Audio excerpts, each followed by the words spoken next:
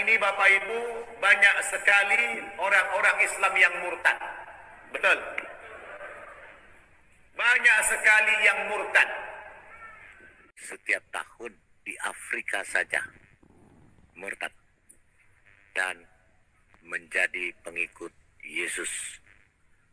Ini wawancaranya dengan Al Jazeera, walaupun dihapus tetapi sudah keburu direkam.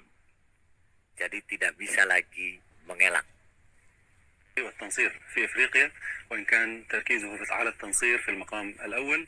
الشيخ Sheikh Ahmad Al-Qahtani ini presiden dari perkumpulan Lighthouse for the Science of Islamic Law di Libya. Dia adalah presiden Persatuan Hukum Islam di Libya. Dia cemas karena 6 juta orang setiap tahun di Afrika saja, belum di negaranya, belum di negara lain, belum di Arab, yang meninggalkan agamanya. Angka kemurtadan orang Islam yang pada murtad di setiap negara terus meningkat, mengerikan sekali. Kenapa? Karena mereka melihat banyak faktor. Satu, kekerasan, radikalisme, terorisme, ya kan begitu. Kemudian tidak korupsi, kejahatan-kejahatan. Kemudian juga tokoh-tokoh agama yang sering tersandung skandal, hubungan seksual, korupsi dan sebagainya. Kejuragan ini. Dan hukum-hukum agama yang sudah tidak masuk akal. Sudah tidak masuk akal. Saya perhatikan dan saya ikuti perkembangan umat kita dari waktu ke waktu. Beberapa tahun belakangan ini Bapak Ibu banyak sekali orang-orang Islam yang murtad. Betul. Banyak sekali yang murtad. Bukan hanya dari kalangan orang-orang yang awam. Bukan hanya dari kalangan orang-orang yang miskin. Bahkan sampai kepada kalangan yang intelektual. Orang-orang yang berada secara ekonomi, sekarang terjadi fenomena pemurtadan. Betul. It's very exciting seeing. Ini di Afrika, di Rwanda. Everyone is talking about TMI, total member involvement. It's very exciting. Seribuan yang dibaptis. Sampai dibaptisnya bukan di kolam lagi, tapi di danau dibaptisnya. Ini fakta, bukan karangan, bukan mengaku-ngaku saja, cuma sebiji saja yang mualaf. Wah, kayaknya ribuan. Ini ribuan di Rwanda, Afrika. Seeing them following through with the commitment they've made and going into the water for baptism, and they all look so excited and happy. I see this as a revelation from God. Every member involved, every member becoming a site, every member bringing at least one soul to Christ. This is the way we'll prepare the world for the coming of Jesus Christ. It is such a privilege for me to be a part of this amazing event here in Rwanda. It's my first time to actually have my own evangelistic meeting. And I am living proof that God will give you the strength, He will give you the power, and the courage to do whatever He asks you to do. It has been such a blessing. I feel like I'm the one who has been the most blessed by participating.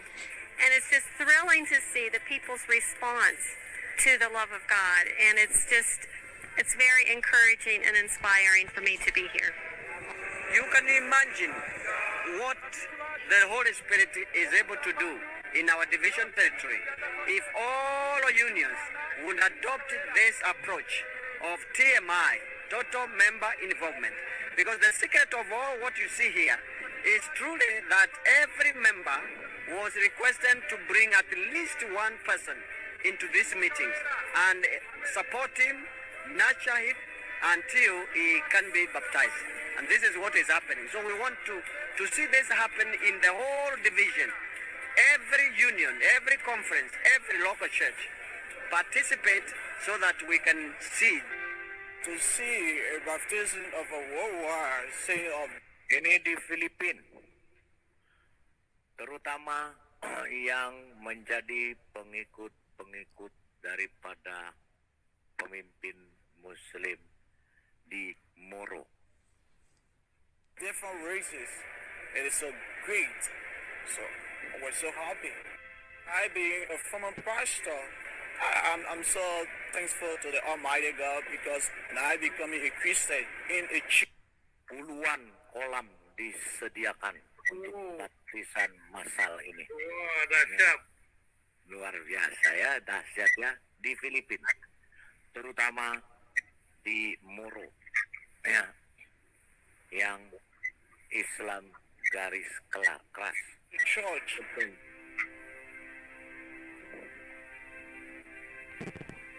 I'm a brand new man in the sight of. I thank God for this church and I pray until death do me part. I will never leave this church. September 7, 2019 also marks the 10th anniversary of Brother Eduardo V. Manalo's blessed leadership as the executive. Semua memenuhi stadion utama setelah selesai dibaptis. Luar biasa, Tuhan Yesus kuda. Minister of the Church of Christ. Greetings to our executive minister, Brother Eduardo Manalo. I want to tell you thank you for the work that you are doing.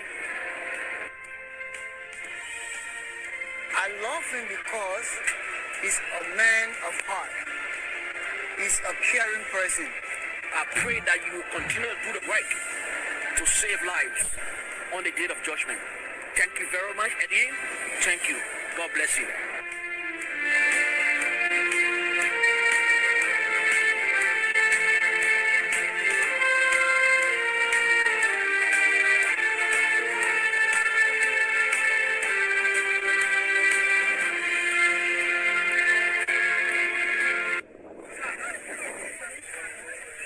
Di Israel sendiri, banyak warga Palestina yang dibaptis.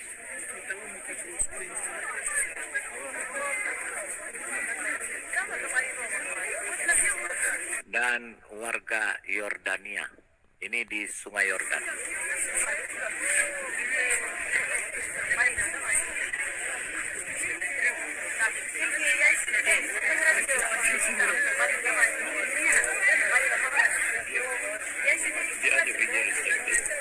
Yes, that's the border.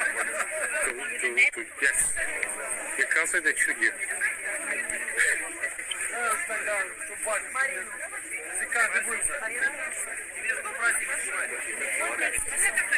Because this is the end of the river before you catch into the Dead Sea. So it's just driving everything, okay, and it's basically that's right.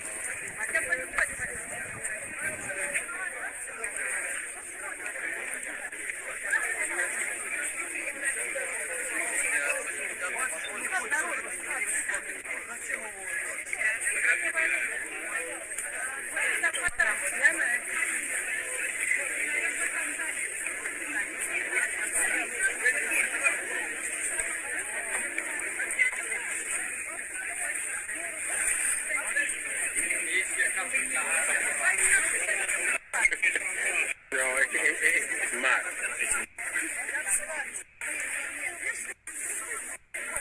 Jadi sedemikian luar biasa, ya. Ini banyak yang bertobat. 6 million Muslims convert to Christianity in Africa alone each year. According to Al Jazeera's interview with Sheikh Ahmed Al-Qahtani, the president of the Companions Lighthouse for the Science of Islamic Law, in every hour, 667 Muslims convert to Christianity. Every day, 16,000 Muslims convert to Christianity. Every year, 6 million Muslims convert to Christianity in Africa alone, so you can imagine the worldwide numbers. How many others of them convert to Buddhism, Hinduism, Judaism, or just plain atheism? Millions.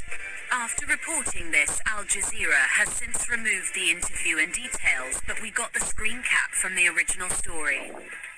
Islam, SVM News. لمناقشة هذا الموضوع يسعدني أن أستضيف اليوم رجلا خبيرا في موضوع التبشير. Ini adalah Syekh Ahmad Al-Katani. Dia cemas dan ketakutan karena 6 juta orang setiap tahun di Afrika saja murtad dan menjadi pengikut Yesus. Ini wawancaranya dengan Al Jazeera, walaupun dihapus tetapi sudah keburu direkam. Jadi tidak bisa lagi mengelak. والتنصير في افريقيا وان كان تركيزه بس على التنصير في المقام الاول. الشيخ Syekh Ahmad Al-Katani ini presiden dari perkumpulan Lighthouse for the Science of Islamic Law di Libya. Dia adalah presiden Persatuan Hukum Islam di Libya. Dia cemas karena 6 juta orang setiap tahun di Afrika saja, belum di negaranya, belum di negara lain, belum di Arab yang meninggalkan agamanya. القطعاني مدير منارة الصحابة للعلوم الشرعية في ليبيا وهو معهد متخصص في تخريج الأئمة والدعاة. شيخ أحمد أهلا بك في الشريعة والحياة. مرحبا. حقيقة هذه الكلمة أقل بكثير مما يجب، وكما قلنا في أول كلام من حق كل أحد أن يدعو لدينه وهو ما يسمى التبشير. أما التنصير فليس من حق. Katanya banyak Muslim menjadi Christianization, ya. Jadi والشواهد تخرج عن الحصر. الإسلام كان يشكل كما أسلفتم دين أفريقيا الأساسي، وهناك 30 لغة إفريقية كانت تكتب بالخط العربي. انخفض عدد المسلمين في أفريقيا إلى 316 مليون. 316 مليون هذه نصفها من العرب في الشمال الأفريقي. إذن أفريقيا التي نتحدث عنها وهي غير العربية. dia berbicara tentang Afrika. Ya, Afrika dari 316 juta Muslim. Hampir habis. عدد المسلمين فيها الآن لا يتجاوز 150 مليون نسمة. 150 juta sudah menjadi Kristen. وإذا ما علمنا أن تعداد أفريقيا مليار نسمة رأينا أنها نسبة أقل بكثير عما كانت عليه في أوائل هذا القرن. Katanya dari tahun 1902 ya di Afrika itu 329 juta penduduknya ya. Sekarang naik ya dari 329 naik menjadi 329 juta. The number of Christians have increased from 1 million in tahun 1902 ya sampai dengan 2000 itu 330 juta. مقابل ارتفع عدد الكاثوليك من 1 مليون في عام 1902 إلى 329 مليون و882 ألف. ونقرب الرقم kebanyakan ke Katolik. سنقول 330 مليون نسمة في عام 2000 الآن. أما كيف حدث ذلك؟ ففي أفريقيا الآن 1.5 مليون كنيسة.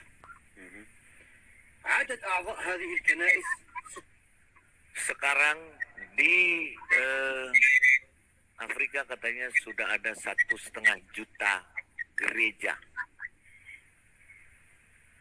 dan 46 juta jemaat. 40 مليون نسمة. في كل ساعة يتحول إلى النصرانية 667 مسلم. في كل يوم setiap jam 6 setiap jam di Afrika itu 667 muslim berpindah ke Kristen. Setiap hari 16.000 muslim pindah ke Kristen. Setiap tahun 6 juta muslim pindah ke Kristen. Itu katanya Syekh. Banyak orang yang murtad, ya mengerikan kata dia. Diperbudak, silakan kita berpikir sendiri. Apakah Allah itu sekejam itu manusia seperti binatang dijual? Ya. Di Al-Quran ada. Wa khiftum alla ta'dilu fawahidatan aw ma malakat aymanukum. Kalau bisa kawin, ya tiada poligami lebih satu saja. Kalau satu juga nggak bisa, beli budak saja. Boleh dalam Al-Quran yang tidak dilarang sampai Nabi meninggal dunia, sampai abad kedua Hijriyah 200 tahun sampai tahun 1960 orang Islam masih memperbudak manusia. Negara-negara Islam masih memelihara perbudakan karena Allah tidak melarang. Jadi maunya gimana? Final sudah, hukum ini sudah final, tidak bisa dirubah lagi. Perbudakan boleh. Jadi anak perempuan tanpa izin, tanpa persetujuan boleh dipaksa oleh bapak, boleh. Di kitab fikihnya boleh nggak? Dipaksa, suka tidak suka, dinikahkan oleh bapaknya, boleh nggak? Asal syaratnya walinya wali mujbir, betul nggak? Dan syaratnya anaknya perempuannya perawan. Apakah logis Allah itu memperlakukan anak perempuan seperti binatang dipaksa kawin? Wow, logis nggak menurut kawan-kawan? Ya karena memang ada sampai sekarang belum ada larangannya ya, secara secara ayat yang turun ya, belum ada larangannya ya. Jadi memang ya, jadi saudara jangan heran ketika kemarin Taliban yaitu memperlakukan wanita begitu kasar, ya dicambuk ya, bahkan kalau berkeliaran seorang diri itu didor mati, karena memang belum ada larangannya di dalam ajaran tersebut. Itulah jadi apa yang mereka lakukan seperti di Afghanistan itu ya, Taliban itu ya, itu memang ajaran gitu loh. Jadi kita dengar sendiri kan kata Buya Sakur, ya itu memang ajaran yang memang belum dilarang gitu loh ya, secara akidahnya. Tapi kan secara hukum kan dilarang gitu, secara hati nurani kan dilarang itu ya. Negara yang melarang. Makanya kalau ada naib, makanya yang melarang itu negara yang melarang. Makanya kalau ada naib mengawinkan, terjadi ada paksaan, masuk penjara naibnya. Betul. Silakan. Iya. Memukul istri itu tidak boleh. Ada KDRT, kekerasan dalam rumah tangga. Kamu mukul istri, berdarah-darah, datang polisi, visum, masuk penjara. Tapi kan Tuhan tidak melarang, malah menyuruh kita. Enggak loh, Tuhan tidak melarang, malah menyuruh kita. Makanya saya katakan tadi sekali lagi, di Taliban itu saudara, saya pernah nonton sebuah video mengerikan. Istrinya itu sekitar 4 orang itu. 4 orang. Itu dihajar sama suaminya itu, bertubi-tubi ya. Makanya video itu sangat mengerikan ya, sangat mengerikan. Kalau dipukul, sobat waras, dipukul, dihantam. Ya itu, yang penting kepala kena kepala, mau kena manapun, sudah minta ampun pun, istrinya itu tetap dihajar. Tapi itulah ajaran kawan-kawan. Ya mereka melakukan itu bukan tanpa sebab, ajaran itu kawan-kawan. Kalau kita komparasikan dengan pernyataan Buya ini, bahkan ayatnya disampaikan oleh Buya. Boleh dipukul. Oke. Apakah betul Tuhanmu memperbolehkan mukul istri? Saya punya anak perempuan. Saya kawinkan kepada kamu untuk disayang, bukan untuk dipukuli, begitu. Sakit nggak? Nah ini logika kita pakai. Nah ini dalil dari logika biar saya. Dan apa yang saya katakan nggak usah dimuat sebagai hasil Basul Masail.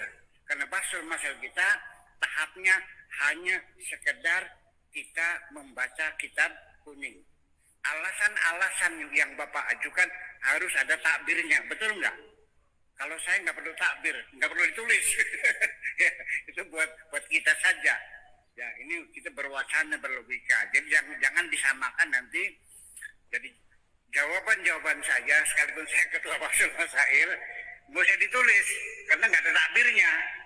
Kitabnya kitab apa? Ya kitabnya kitab logika. Akal-akalan aja itu mah. Tapi ini mesti dimulai Bapak sekalian, mesti dimulai. Sekalipun tidak sekarang. Ya, mungkin sampai anak cucu kita. Tapi yang saya khawatirkan, ini angka kemurtadan orang Angka kemurtadan ya. Islam yang pada murtad. Orang Islam yang pada murtad Setiap negara di setiap negara, ya artinya di seluruh dunia terus meningkat. terus meningkat. Ya, jadi ada peningkatan yang luar biasa kata Buya Sakor. Mengerikan sekali. Mengerikan sekali. Kenapa? Karena mereka melihat banyak faktor. Jadi alasannya karena mereka melihat banyak faktor. Kita lihat ya apa faktornya. Kekerasan, radikalisme, terorisme. Ya kan begitu? Kemudian tidak korupsi, kejahatan. Kemudian juga tokoh-tokoh agama yang sering tersandung skandal, hubungan seksual, korupsi dan sebagainya. Jujur aja ini. Dan hukum-hukum agama yang sudah tidak masuk akal. Hukum-hukum agama yang sudah tidak masuk akal. Sudah tidak masuk akal. Sekali lagi disampaikan sama Bu Sakur, saya bukan buya, tapi buaya. Isi ceramah saya tidak mengarah kepada umat Islam. Saya diundang atas nama apa? Siapa kau? Apakah orang Islam? Kalau orang Islam tidak seperti itu isi ceramahnya. Nanti dia tahu sejarah Islam. Ini sangat besar Polri mengundang dia. Dan kalau ini Menteri Agama juga maksudnya apa mengasih dia sebagai buya? Pemecah belah bangsa. Agama orang dihina. Saya tidak percaya dia Islam. Dia adalah bajingan atau buya.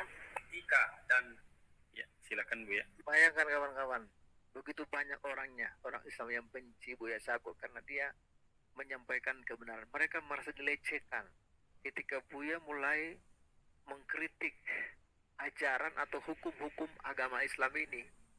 Dia dianggap sebagai orang yang najis lah ya, sampai dibilang buaya. Nah, dan kita dengar ya bagaimana tanggapan Buya Sakor. Ya, jadi apa yang perlu saya tanggapi? Ternyata kan pesan apa yang dia sampaikan? Ya. Apakah saya salah mengatakan sesuatu? Enggak juga. Atau dia punya usul sebaiknya saya harus begini, enggak juga. Jadi ketika tidak ada pesan-pesan untuk saya, lalu bagaimana saya harus menanggapinya? Dia nggak ngomong apa-apa kan? Ya. Nggak usul nggak kan? Ya. Nggak saran kan? Ya. Nggak masukan kan? Nggak kritik kan? Ya. Hanya mencaci maki saya kan? Terus gimana? Ya, tunggu tanggapi. Nah, tetapi ketika saya menerima cacian seperti itu dan sering, bukan itu saja, saya bukan marah ya, tapi saya mencoba untuk berintrospeksi. Apa kesalahan yang pernah saya lakukan kepada Tuhan saya? Barangkali ada kesalahan yang saya lakukan sehingga saya kena pemarahan dari Tuhan. Marahnya Tuhan saya melalui mulut orang itu. Ya.